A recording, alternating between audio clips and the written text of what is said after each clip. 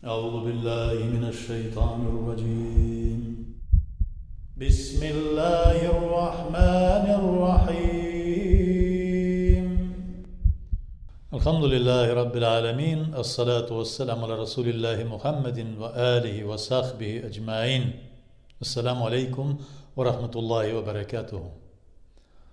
Священный месяц Рабиуль Ауаль. Священность. Кто-то спросит, почему священный месяц? Да потому что это месяц рождения пророка Мухаммада, саллаллаху алейхи ва саллям. 12 Рабиуль Ауаль – это день рождения и день его ухода из этого мира. Мухаммад, саллаллаху алейхи ва саллям, хотя в одном из своих хадисов говорит, что если Раджаб – это месяц Аллаха, Шаабан – это мой месяц, Рамазан – это месяц моей уммы, мусульман, но есть еще и Рабиуль Ауаль, в котором пророк Мухаммад саллаллаху появился на этот свет. Рабиуль Ауаль для нас, для всех мусульман – это праздник. Почему? Некоторые говорят, зачем? Почему такой праздник должен быть? Да потому что в этом месяце Аллах Субхану ва Тааля ниспослал нам свою милость. «Вама арсальнака илля рахматан лил аламин». Да не спаслали мы тебя не просто так не спосылали, мы послали тебя, о Мухаммад, саллаллаху алейхи ва саллям, говорит Аллах Субхану ва Тааля в Коране, как милость для всех миров, как свет божественный. Ты создан из света, говорит Аллах Субхану ва Тааля Мухаммаду, саллаллаху алейхи ва саллям. В одном из своих хадисов, объясняя появление земли и всего махлюката, всех творений, пророк Мухаммад саллаллаху алейхи ва саллям говорит, что изначально Аллах Субхану ва Тааля создал божественный свет, нур, и воспитывал его в течение 70 тысяч лет, заставляя произносить таспихи и поминать Аллаха. Он создал этот божественный свет и поместил его в жемчужную как лампаду. И 70 тысяч лет этот нур, божественный свет Мухаммада, саллаллаху алейхи ва саллям, поклонялся Аллаху. Этот божественный свет, говорит Мухаммад, саллаллаху алейхи ва саллям, был создан в виде павлина.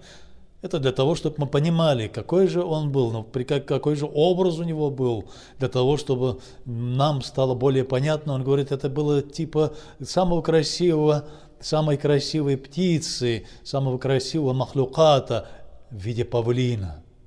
Через 70 тысяч лет Аллах Субхану ва Тааля показал мир атуль хая, то есть зеркало стыда. И этот нур пророка Мухаммада, саллаллаху алейхи ва саллям, взглянув в это зеркало, увидел свое отражение и увидев, как он прекрасен, божественный свет Аллаха Субхану ва Тааля, устыдился. И так же, как и человек, после того, как стыдится и стесняется очень, так же, как он краснеет и потеет, этот божественный свет тоже вспотел. Это птица, в виде птицы, в виде павлина. Как говорится, там павлин вспотел, и у него появились 6 капелек божественного света. Если на наш язык перевести, то 6 капелек пота. Но это не тот пот, который мы имеем в виду. Это 6 капелек света божественного, луча, нур. 4 из них – это праведные халифы.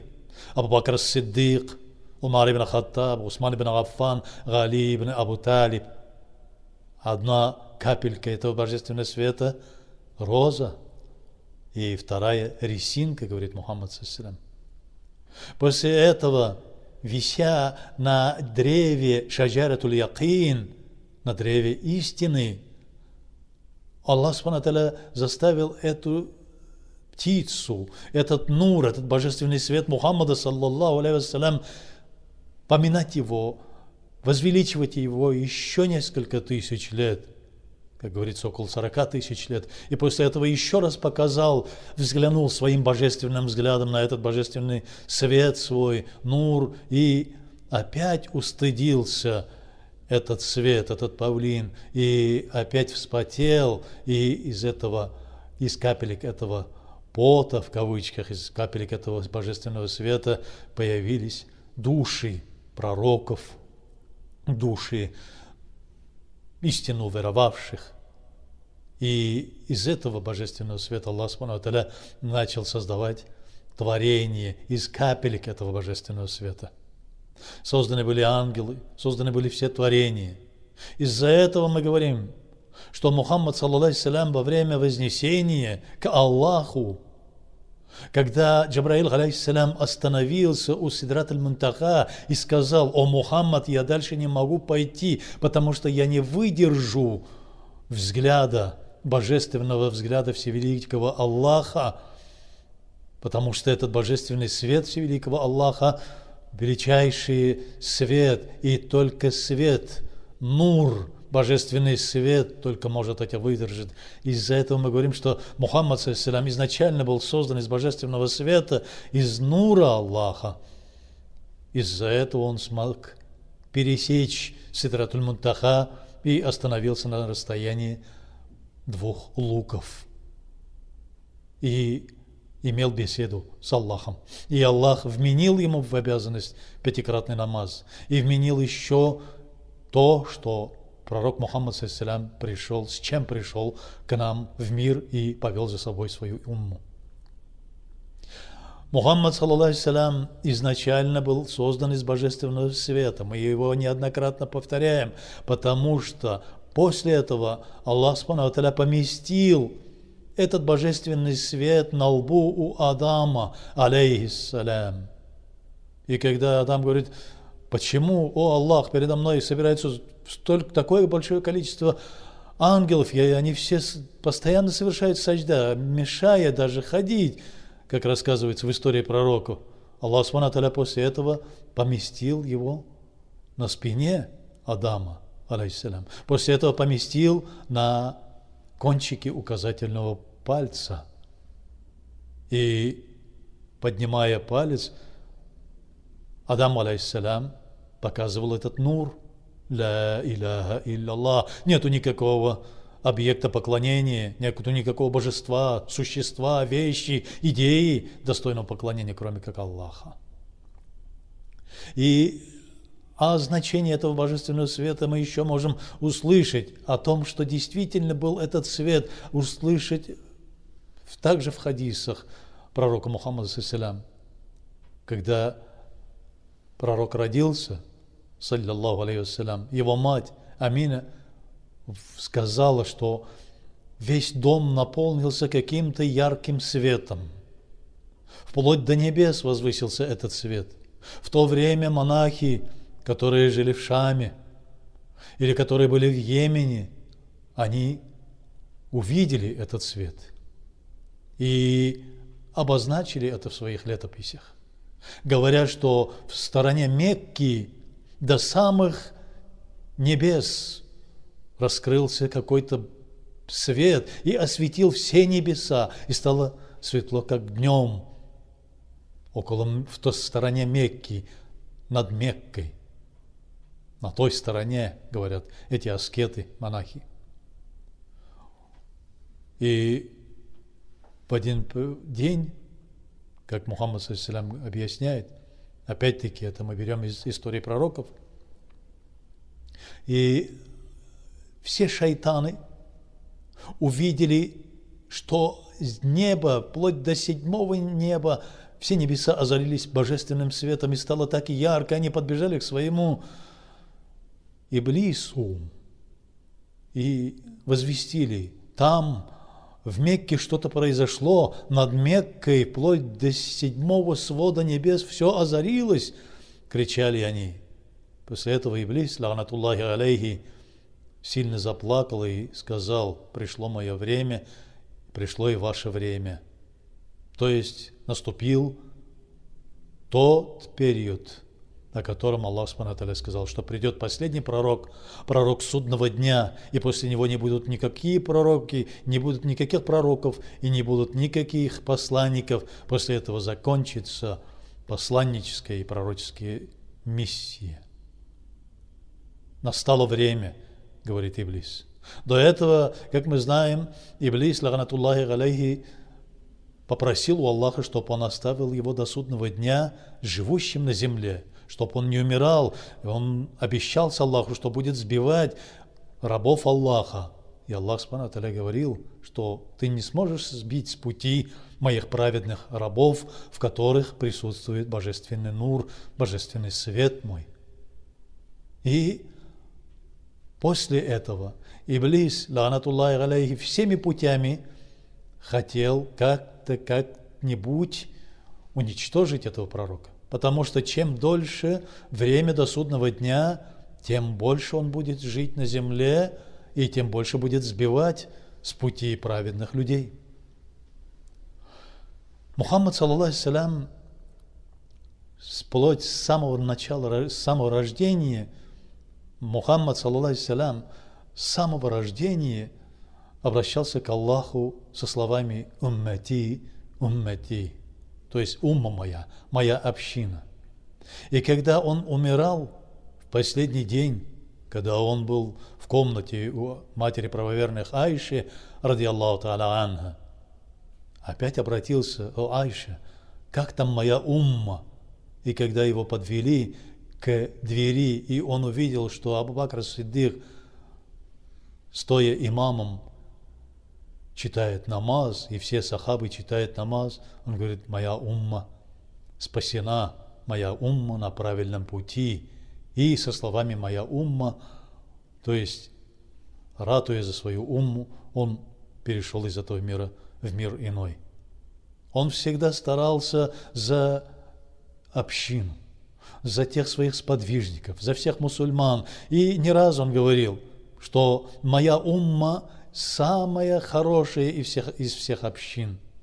То есть невозможно определить, какой член моей общины первые, которые во время сахабов, или последние, которые будут перед судным днем лучше. Они все одинаковые, говорит Мухаммад саллаллаху алейхи. Мухаммад саллаллаху алейхи, он тот, который принес нам благую весть от Аллаха и милость Аллаха. Он тот, который повел нас по пути спасения. И мы празднуем его приход. Мы празднуем. Некоторые говорят, мавлид, чтение мавлидов, какие-то новшества, бид'аты. Аллах Субхану ва Тааля говорит: «Ман атаа ар-расуль факад атаа Аллаха». То есть, кто последовал за пророком, кто подчинился ему, он подчинился Аллаху. И Аллах Субхану ва Тааля говорит: «Валякум фи расулиллахи усватун хасанатун». И в пример для вас, очень хороший пример в вашем посланнике Мухаммаде, саллаллаху алейхи ва. Следуйте за ним. И Аллах Субхану ва Тааля, раз его создал из своего божественного света, из нура, он его полюбил и назвал его Хабибуллах, возлюбленный Аллаха.